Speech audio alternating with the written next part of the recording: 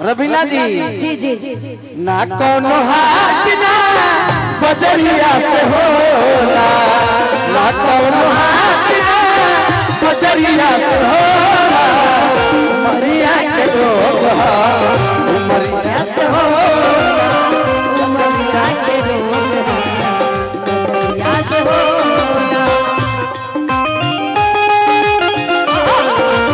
क्या बात है?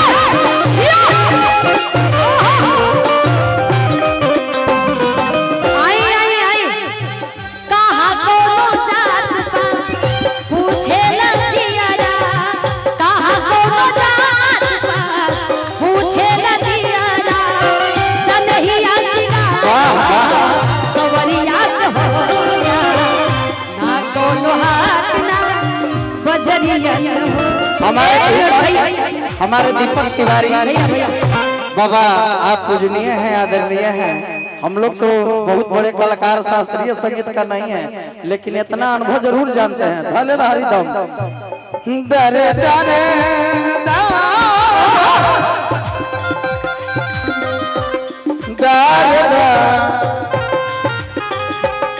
दरदारी दरदारी दरदारी दरदारी पंकज भैया इस बारे में पंकज भैया एक लैला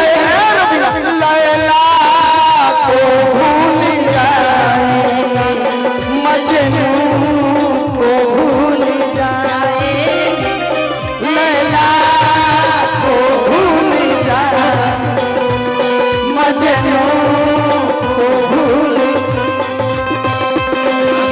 आने वाले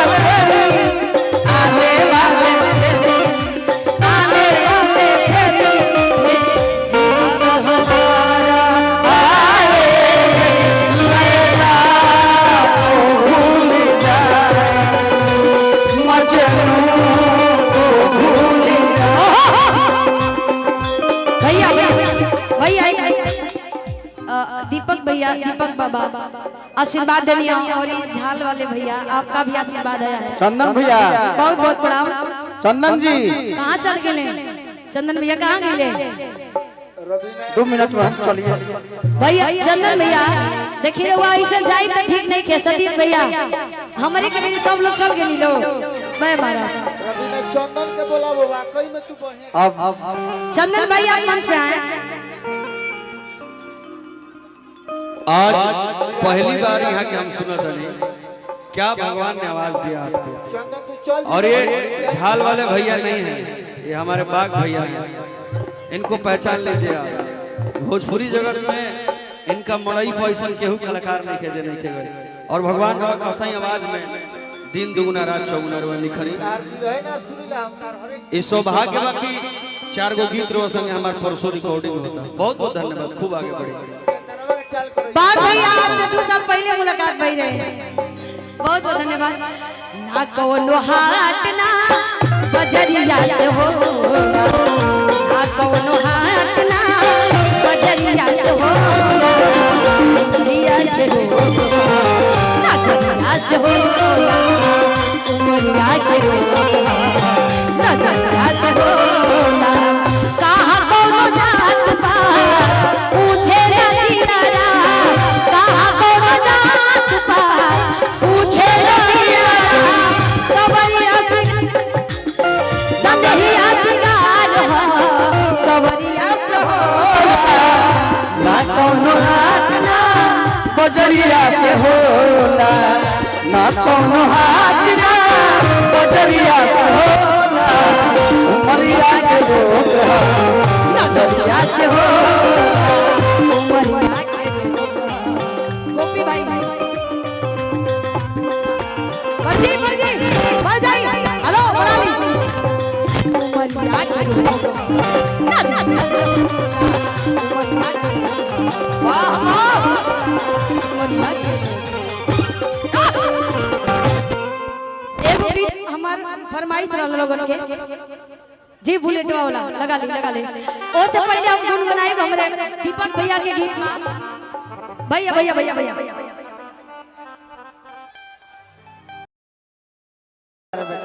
अच्छा था दीपक भैया के गीत वायरल बा, हम भी रील बनौले बनी, बड़ा प्यार मिलता दीपक भैया जी क्या आशीर्वाद बा कि आपके साथ हमारा गाना रिकॉर्ड होने वाला बा बहुत जल्द। और यहाँ के गौले बनी कि बिना पियले ना सचोड़े ऐसन दारू हिया हो बिना पियले ना सचोड़े ऐसन दारू हिया अभी न मतलब के कनुनारे मेहरा रूहिया बिना मतलब के जलारे मेहरा रूहिया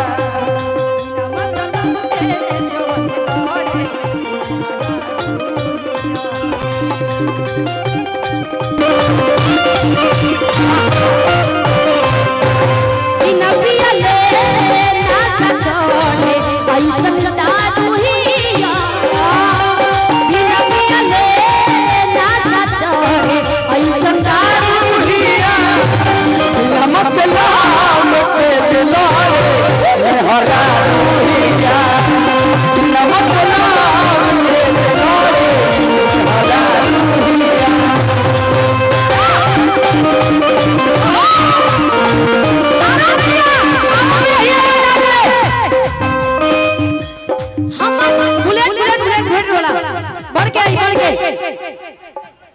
तारा जो गाना फरमाइश बनू गाओ ना बेटा बुलेटो एकदम बुलेट वाला इतनी बढ़ा लिया और बढ़ा लिया गो और बढ़ी हाँ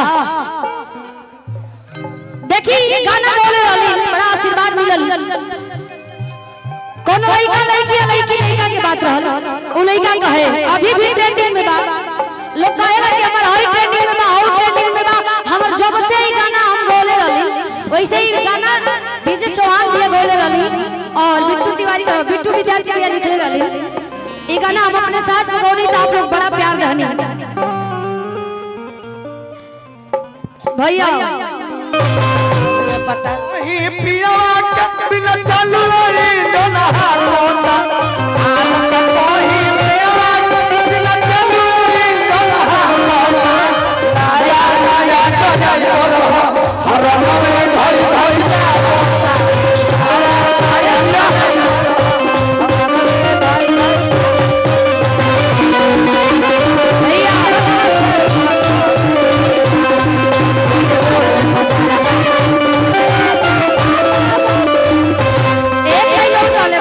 बहुत बहुत चंदन जी की तरफ से हम दोनों कलाकार का पुरस्कार और चंदन जी आप आजीवन बने रहे और समरेश जी की तरफ से पुरस्कार वैसे तो आज बड़ा क्यूट लगता है पद प्रतिष्ठा बना रहे पहला बार होके देखा था सब जनी से हम पहला बार मिलल बने रबीना जी जी जी बुलेट राउर ना रहे हाँ बुलेट राउर